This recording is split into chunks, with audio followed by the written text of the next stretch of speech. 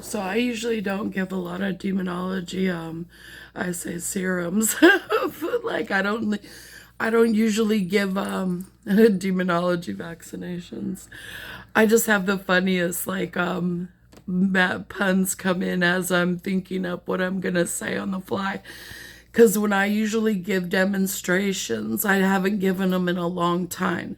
A long time. Oh my gosh, I'm punning all over the place. When I usually give demonology demonstrations, the majority of the time that I've given them is when I was really young, because that's when I was well known for that. I don't know what the flicker is on my screen either, because that's what tends to happen too. I tend to affect the atmosphere, like the electromagnetic frequency in the room tends to rise to like a fever pitch.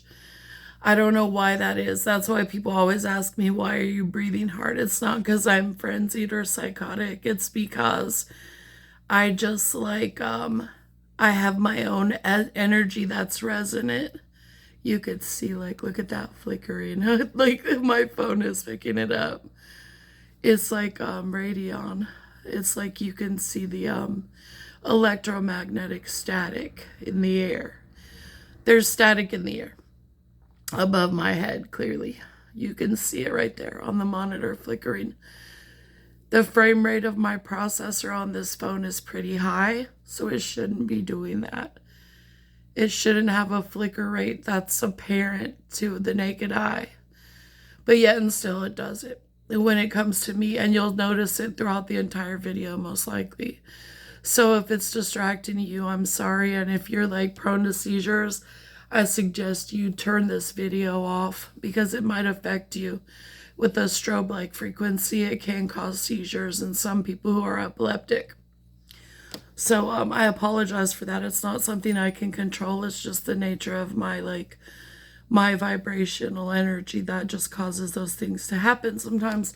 Or sometimes it is just the magnetometer in the actual phone that's just picking up magnetic energy naturally, and it's showing them the electromagnetic energy waves through the phone's processor by picking it up, the varying speeds of light or sound that are rushing just over my head. Like, those are transmission fields, radio waves that it's picking up.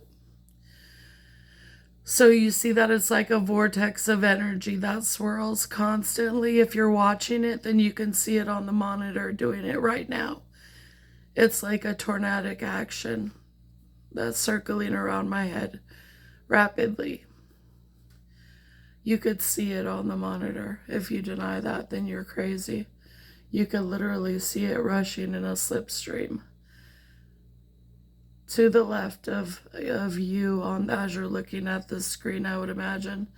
However it's reflected, but anyway, it's going that way. Like like it's going to turn the earth counterclockwise. Rotate it the opposite way on its axis. That's the slipstream anyway. That's what it does. It's the matrix energy, but you control the outcome. You control the access codes. You control the it's like I told my friend, choose your own adventure. That's how it is when you not to reiterate the whole chosen theory, because I really hate that name. I hate when people say, oh, the chosen few or the industry. That gets me aggravated too. Like, we're just bred to be broken. That makes me mad. So anyway, I have to breathe because sometimes I forget that I was bred to be broken, but not like you would think, not like I'm saying something crazy here. It's just that it still slips through me. I was just like, I'd rather do these live because it's just more fun that way to feed off of I hate to say negativity. That's not it. It's just that I know people just do not know anything about demonology. So I'm always just you have no idea what you're dealing with on the earth. that things like this are real and well documented. And it's not a crazy thing for people to say that they've seen them. Like they've seen cryptids or they've seen demons or they've seen, certain things that they've identified.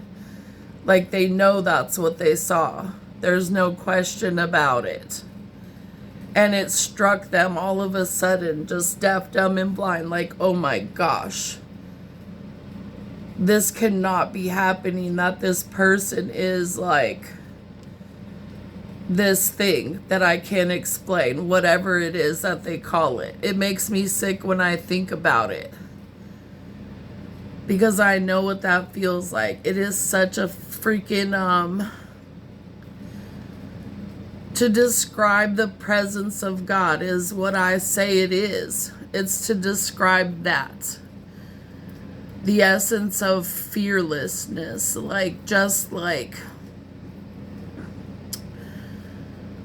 always need a moment when I describe what it's like when God comes over you. It is, even for me as a spiritual being, I couldn't handle it if I was like a regular human. I couldn't. It's too much to try to even contain in a vessel. Like, it's too much. Even a fraction of it is too much to like contemplate even.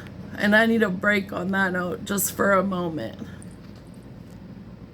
Okay, so I'll attempt to describe what it's like, because I've been documented on record as having received channels from my ancestors, including actually from God. So someone asked me what it was like once and I couldn't describe it.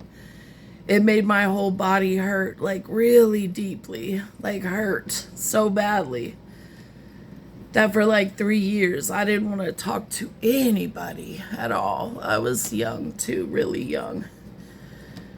So it was too much for me back then. It struck me like silent for like 3 years. And it's like, okay, so I can describe it now as just like when you die and you come back immediately.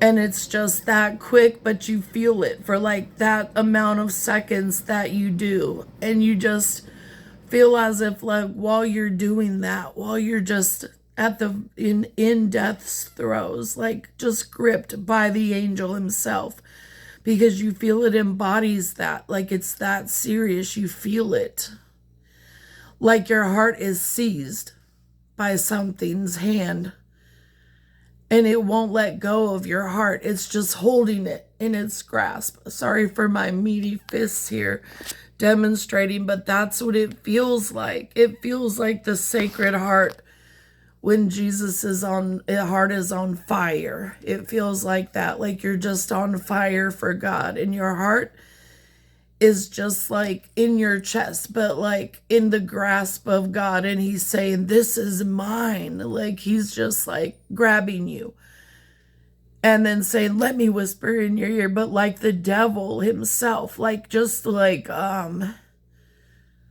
not on fire, not you on fire for God, but him on fire for you right now. Like, come here, your soul is mine to claim, like grabbing you and snatching you close and showing the wrath of man too, like just angry, like wrathful God, like how dare you leave my side, or something like that. Just something that bows you to your knees in your armor. And I'm like, gosh, that's the resplendence of God right there. The command.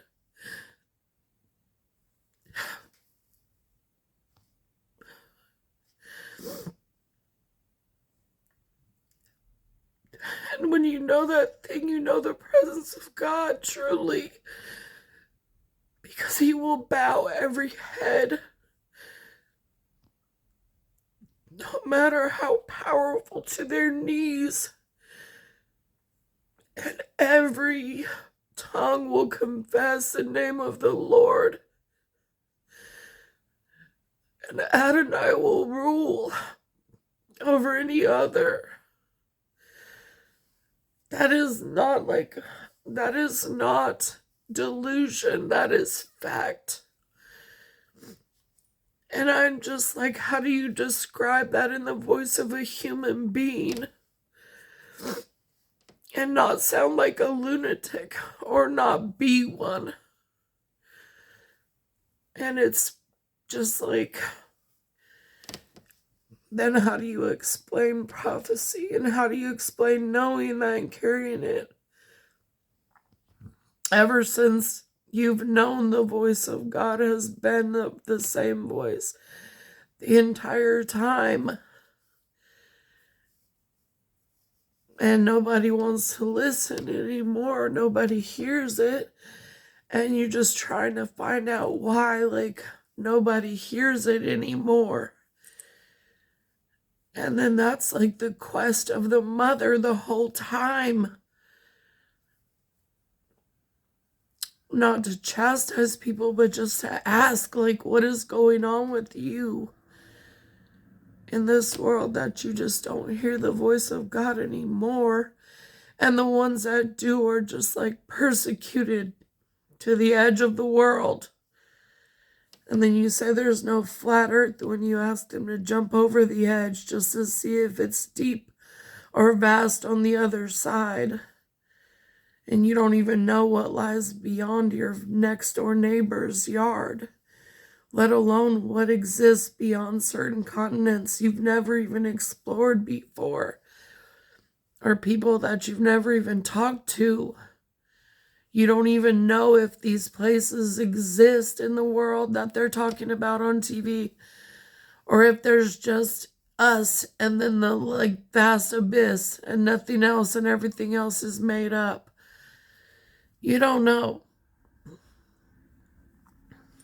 You don't know whether it's all just an act and you're on the Truman Show. And you don't know if these beings exist, if they're real or not. And yet I've seen some crazy things happen that suggest that this world is much more magical than we realize, for the good or the bad of that knowledge. I mean, that these crazy things exist beyond like what you see outside, or what you see on the TV might be true, like these things might be going on, or maybe none of them, or, just maybe it's all a simulation. None of them exist, or maybe all of them and it's all X-Files and Men in Black and alien experiments, and maybe there is something in Antarctica, like I said a long time ago, in Greenland too.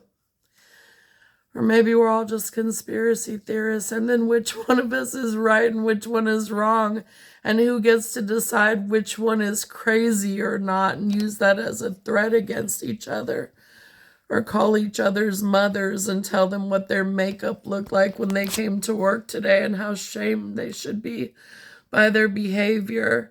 And so has such a good name until they ruined it by going to the mall with and her mother's best friend, who was telling her all the tea about what Stephanie did yesterday and how she might be pregnant by this guy who's not even somebody that was on her list. I'm just like, coffee doesn't take this away. Neither does probably Calgon. But my bathtub would be nice right about now if it wasn't, being confiscated pretty much by my local government and placing me in a position of jeopardy and harm to have my housing be stable, which seems to be the judgment here for something that I've definitely not done and not been accused of openly, although persecution seems to be like no longer a thing of the past, and that's like perfectly acceptable now if you just want to find yourself the like focus of an investigation into civil rights violations, which seems to be something people like to do when they're trying to prove their own theories to be wrong openly. So That's always a situation, and I try to calmly engage in that case. But you know what? What can you do? Like people say, what can you do? You just got to fight the good fight no matter what. And like Bernie Sanders said, civil rights always is a good branch of law to go into because people are always being violated, he said, and by the government. Can you believe it?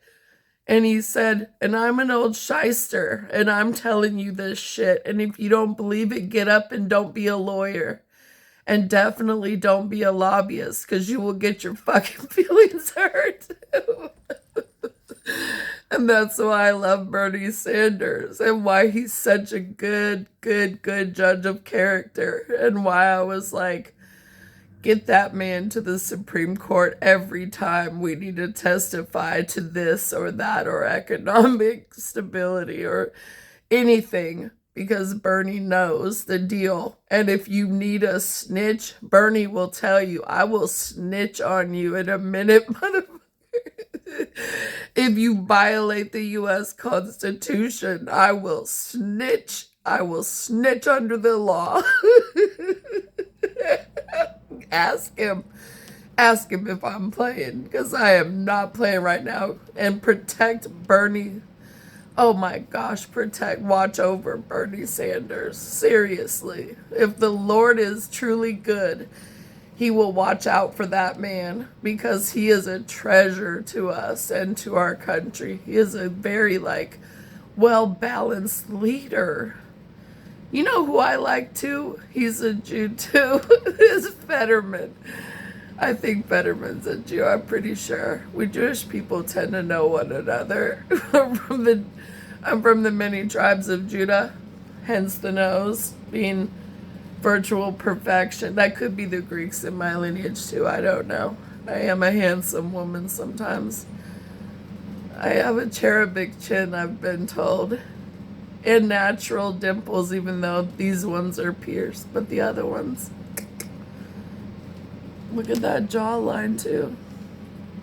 I'm a stunner. I'm just saying, if I was a dude, I would have been really of apoplexy to the ladies. I would have been as bad as my former friend. Just no. Just not a wizard, but trying to be a wizard. I'm just saying, because I would be that nerdy to think I'm cute too. Because now I still do, but I'm a girl, so I can get away with it. Plus, I don't like anybody, and I've been rumored to bite. So I'm just like, I'm glad I turned out to be a Valkyrie like I did. Yep. Just a handsome woman. That's been my trial.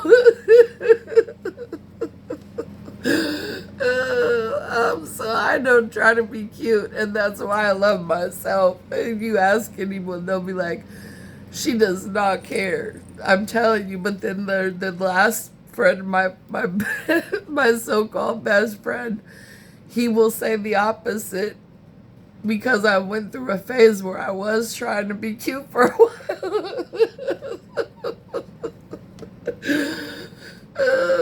I'm just like, nobody knows anymore what I'm trying to do. And they don't care, probably. They're just like, she scares us. She's crazy, this lady.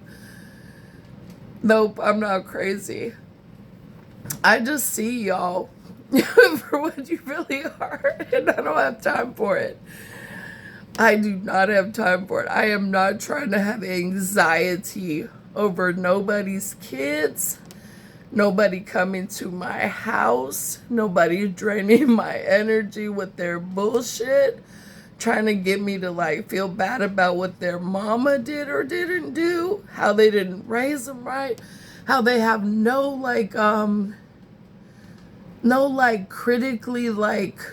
critical coping skills.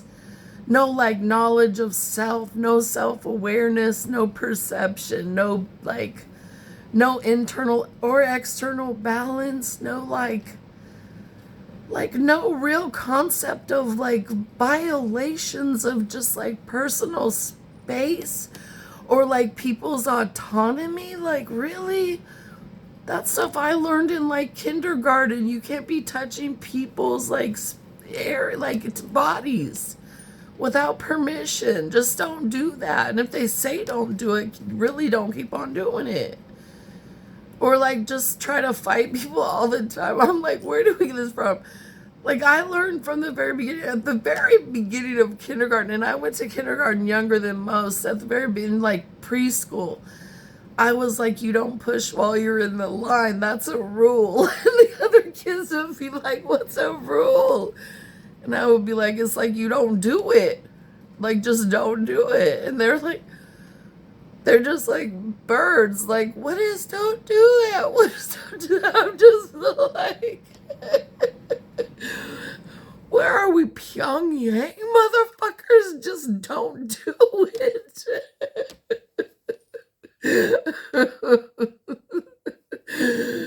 Oh gosh, so anyway, sorry I look so like Asian when I'm laughing because I'm Asian, bro. I'm part Chinese.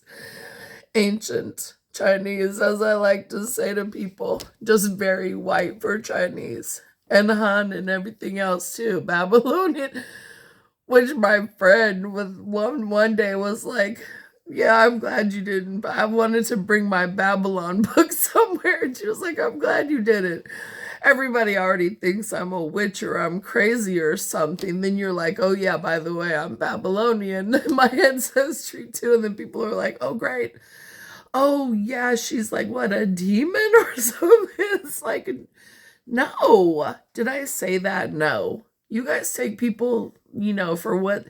I don't know how you take people. I'm curious myself. Like, what do you mean by that? I'm clearly here like me in a human body. I just happen to be descended from some ancient alien race that nobody really knows what they are.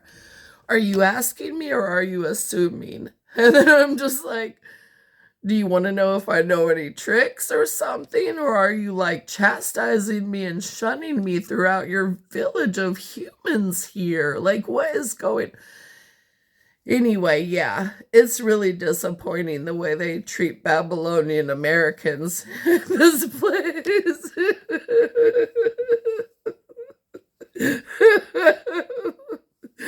In Chinese, and I'm laughing, but I come from royalty, like on both sides, and a rare like indigenous like form of those like families, like the ancient high kings and like their anyway, the emperors and the empresses of their like races and all this kind of stuff, which I only recently posted the lineage on. So I'm just like, I'm like, oh, now they're scrambling. And I'm laughing because I already dealt with so many embassies when I was young over this one incident that I didn't even know I had caused by going to somewhere in DC, and I didn't know that anyway, it's a long story. I didn't know that I was the host of like several governments when I was young that were trying to find out my whereabouts. So I was like what's going on here? And I had like several agents at my door from they weren't agents, they were, what is it called, well, they were like Secret Service, I guess. They must have been Secret Service because they were with the diplomats from the embassies. They were there themselves. They came to my house where I was staying in Maryland, and they were just like, we're looking for this person. I was like, that's me, but that's me when I was little. Like, what is this from? I didn't know I had a passport. They were like, ma'am, we need you to step outside. And I was like, out of the view of like, what, cameras? Or are we going to film this encounter? They were like, whoa, you're wary. Are you okay? And I was like, are you going to ask me if I'm under the influence of drugs or alcohol? Because no, I'm not. And you already know this, or else you wouldn't have come here without a warrant already obtained and in your hand. So what are we talking here? And they were like, have you been on the run as a fugitive? And I was like, no. Are you crazy? Are you insinuating that I'm a captive and I need to be like rescued from my hostage takers? I was like, no, that's my family. It was non-custodial, but it was bullshit. And I said, it already had been squashed a long time ago. Excuse me. And they said, not by the government over there. And I said, which ones? They said, Austria, Hungary. They said, Israel. And I was like, oh shit, Israel too? And they were like, yeah. And they said, and what is the Duchy of Saxony? I said, that's a German Saxon barony. That's ancient. That should have found the heir for that a long time ago. That's probably an old castle or something. And they said, they're looking for you to give you your shit back. I said, well, apparently so. If they can't find the heir, they want to know who's going to pay the Cotter's taxes still. Some of them go back to like the Cornwall days before the Revolutionary War. I said, I was laughing. And they said, who's going to pay that? I said, the Rothschild Bank. The whole, whatever they own now, all of their holdings. They said, who controls that? I was like, I don't know. You're on my porch, you tell me. So that's what happened. And I was like, what the heck is going on in my life? That this is the type of shit I'm going to have to deal with for the rest of my life now. And it's already been bad enough. So yeah, I was like, that is just like one side of the whole, like that was just the like intro to everything about that. And I was just like, oh my gosh, this is not interesting in a good way. This is not what I expected to find when I tried to do genealogy. And I moved over here for like the most random reasons that I thought were organic and get over there. And I was just like, holy crap, I love politics.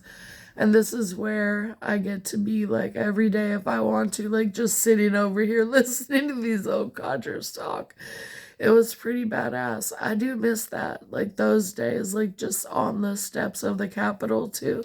I was like, man, this feels like the old Greek debates. It seems so senatorial. Like Cassius on the steps proclaiming of Plato, the like rise of the empire is upon us and we'll see it in this lifetime. Even though it was allegorical at the time, I still saw a stride and structure right then. I was just like, oh man, our generation is going to see that again, like the rise from the descent of Babylon and all of that, like everything arising from the ashes of the old. And I really did believe it then, just like Aristotle believed it when he said it during his time. I just saw some great senatorial debates start on the Capitol steps. And Bernie Sanders was there telling people to F off if they didn't look at the economic structure first. And that it was going to start with trickle-down economics. And then he explained trickle-down economics on video, like just on the steps. And I was just like, this man is a brilliant orator. He's fixated on economics, and that's a great thing for him. It's like his niche. And I was like, man, there are politicians who that's just their like perfect like area right there. For some reason, if they just stand in that light and right there and just stay right there, they'll be brilliant.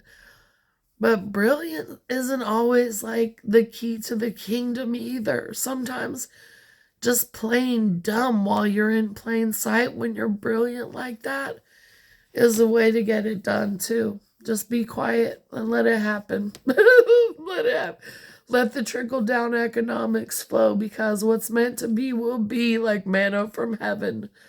And I'm just like, that is faith in the system. Like faith in the system, like renewing itself. If it shuts down for even a moment, 7 seconds is all we need. According to Bernie, you got to give hope a chance. Like, what is it? Not give hope a rope. That would be bad.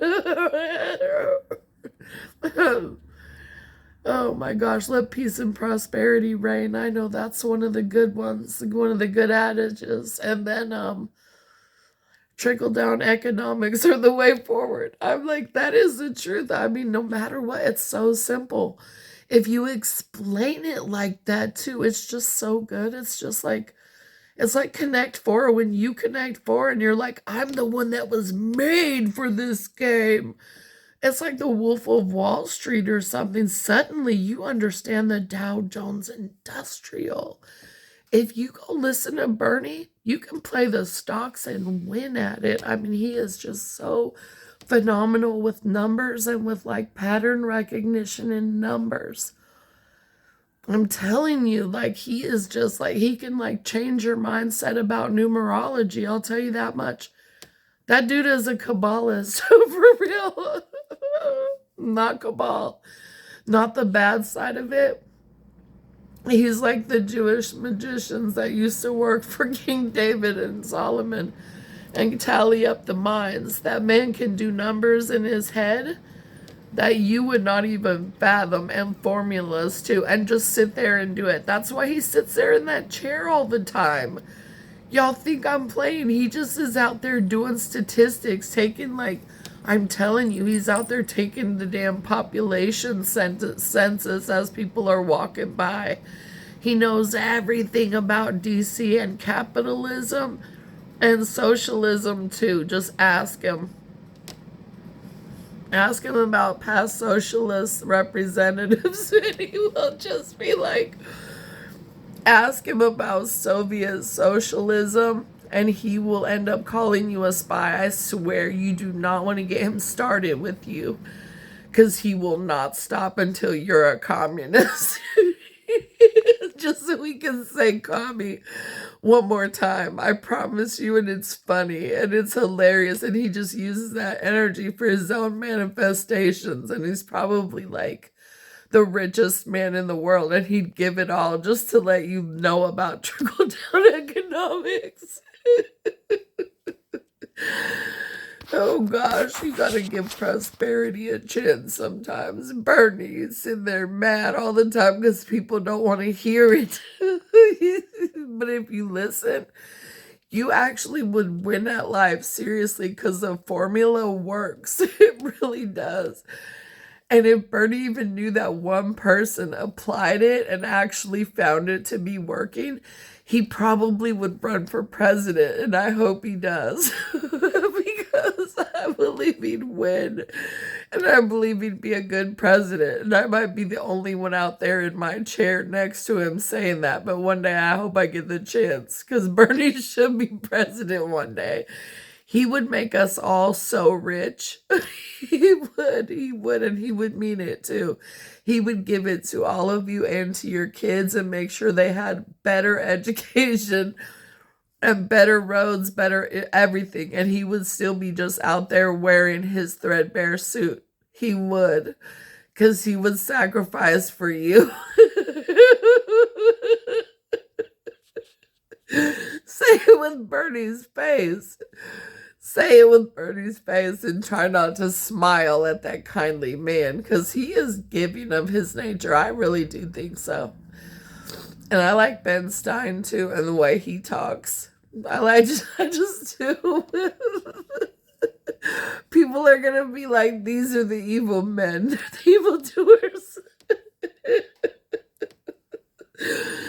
Because she said their name. Oh no, I didn't mark my targets. I hope they're not going to get persecuted now just because I said I like them. Because people just hate on me with like religious fervor. I'm just like, it's okay that you don't see me as like noteworthy or however you're looking at it, sir or ma'am. However, to be such haters on me energetically, I'm just like, damn, the damn. But it's the way of the world sometimes when you're a dragon that you just have to be like unaccepted as the mythical creature with which you are. And that's just how I look at it. I'm like, people just don't know how genuinely magical I am, that I'm actually that nice. And if they did know, they probably wouldn't care anyway. because they don't really like nice people. They don't. They like people who are smart or useful or like who come bearing money.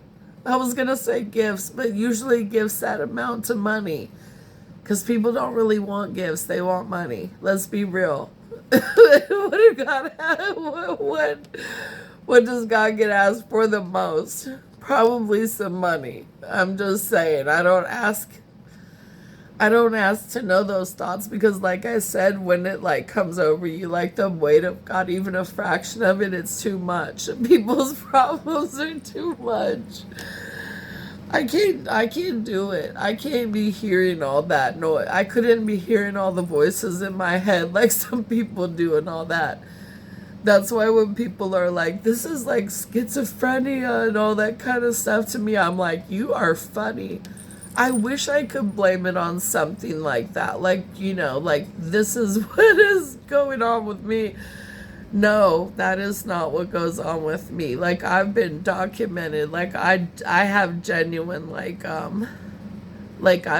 channel for real. And I've been observed doing it and I've been like classified, everything like that already. Like I've had visited, like all kinds of things happen to me throughout my life, like religious experiences. And it's not mental or anything like that. It's not neurological. They've tested me for literally everything. They said it's just a bloodline gift. And that it has a like effect on me, but it doesn't hurt me or like cause me any like intensive harm or anything like that.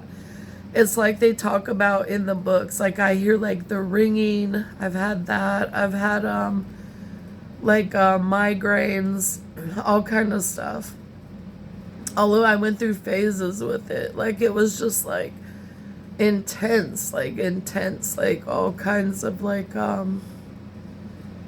visions and like not paranoia, none of that kind of stuff. That's like nothing like that. It was just all like my neurotransmitters going off constantly and me getting like tingles in certain places, like cold spots in like electro, like magnetic activity, a lot of that, like paranormal activity around me and like all kinds of stuff. I didn't pass out, but it was just like anxiety, like just this feeling of like anxiety or doom or like my heart just racing. It was like that. It was just like something came over me suddenly and I couldn't do anything about it. And it just scared me. It was just like scary to me because it was intense. I'd had it happen to me before.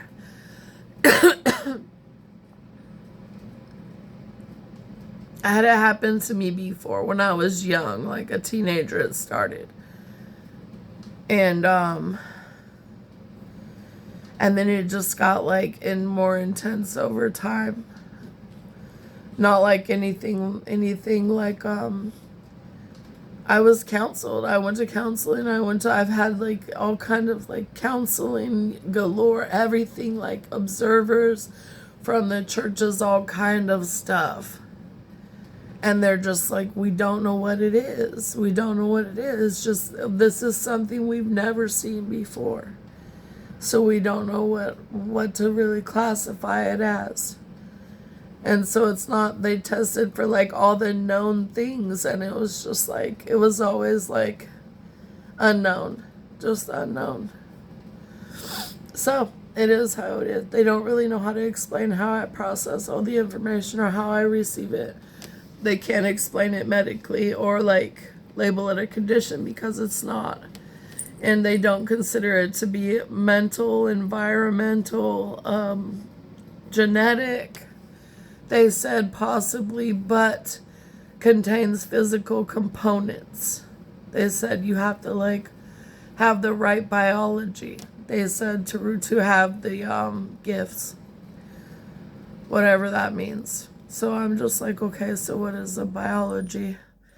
And they have it listed as evolutionary next gen protein. That's what it's listed as.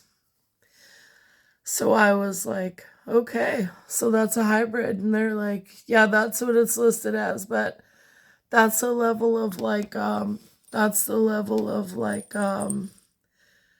almost every human is a hybrid of Nephilim and human, because the angels were well known to commingle, so they gave the blessings of the angels to all humans, which were some of them angelic gifts and powers, so to speak, that only the angels had. So the Nephilim passed some of that down to some of their ancestors, the Watchers. And so those are the ones that call themselves the chosen usually. But the true chosen were Anunnaki messengers, like the fleetest of their soldiers, whether on foot or on carriage. Back then, chariot masters, things like that. That's how Ramses' line got their like ascension. That's how they rose up to the ranks of kings and emperors and whatnot. People like to argue over that Ramses' origins originally were less than Moses, because Moses was royalty and Ramses was the son of a charioteer who became a king. And so they talk about the line of Ramses as being contemptible, contestable in the lineage of God kings. However, Ramses also had an entire dynasty devoted just to his lineage. And he lived in the valley of Hatshepsut and was not haunted by her image and didn't destroy it. Not one single time, unlike certain other ones that we won't mention, who are also considered the lineage of Anubis. And they will not be, the lineage of Anubis cannot arise above that of Hatshepsut and of Horus. That's never going to happen. So I'm just like, that would be like a double Ned jet on that, basically, like, or Wad jet.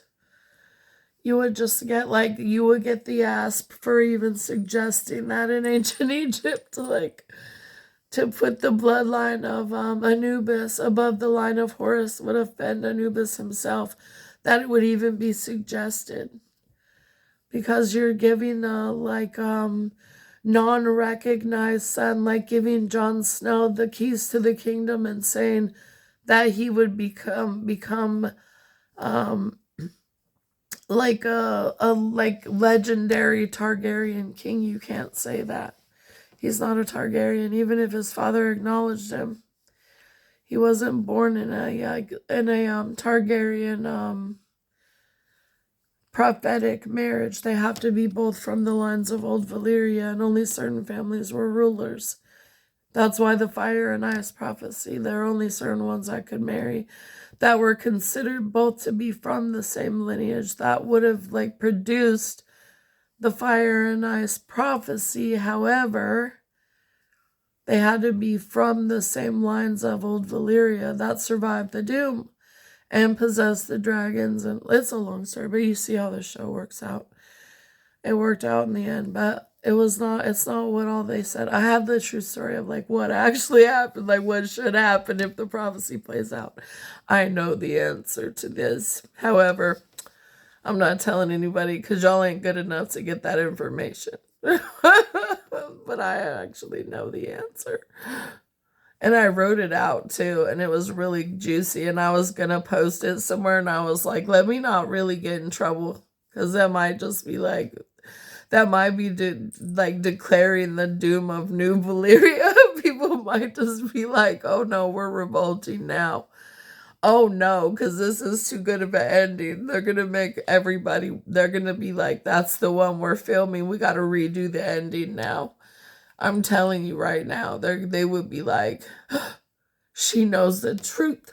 We don't need to wait for George. They'd be at my door, pounding at it frequently. Trust me on this. That's how good of a writer I am. Y'all don't have to believe it, but I'm telling you, that shit is the truth. I'm a good speech writer too. Somebody should hire me to do my own acceptance speech when I become like the mayor of Gotham City someday. And they find out that I'm actually Batman too.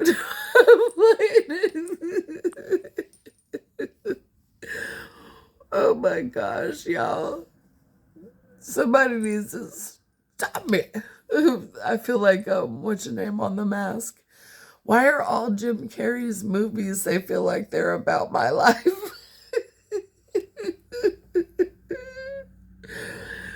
Me and my friend used to be like Dumb and Dumber. I swear to you. I don't know what's wrong with him. He acts like he's not really my friend anymore, and that's fine too if he thinks whatever about me.